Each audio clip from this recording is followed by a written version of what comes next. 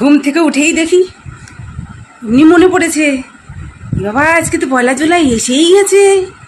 আজকে 1 জুলাই, এই বাবা আজকে আমাদের টাকা দেওয়ার দিন।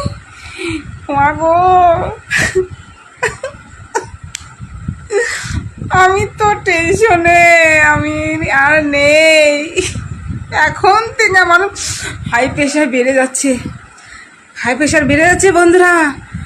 সত্যি সত্যি 1 জুলাই এসে গেছে। আর সারাক্ষণ পড়ানোর ভিতর ধুক ধুক ধুক ধুক ধুক ধুক করছে। বাবা আমার অ্যাকাউন্টে টাকা ঢুকবে তো? হ্যাঁ, কত মহিলাদের ফর্ম বাদ গেছে, এটা কি জানো? ওই একটা টেনশন। বাবা ওই বাদ গেছে, তার ভিতরে আমার নামটা তো নেই।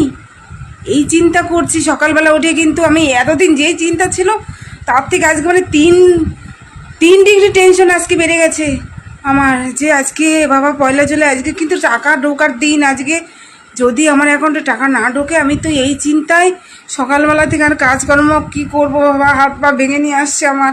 হ্যাঁ, আমি এই চিন্তায় কিন্তু আমি সকালবেলা থেকে কিছু করতে পারছি না। উঠে বসে পড়েছি আমি তোমাদের সাথে গল্প করতে, যে বন্ধুরা কার কেমন অবস্থা, তোমরা কি সবাই ঠিকঠাক আছো? আমার মতো তো এত টেনশনে নেই তো, তোমরা ভালো আছো তো সবাই?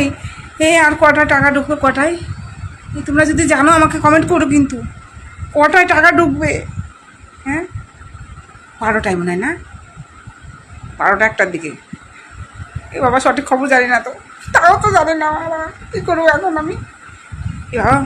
আমি দেখতে হবে, খবরগুলো দেখতে হবে।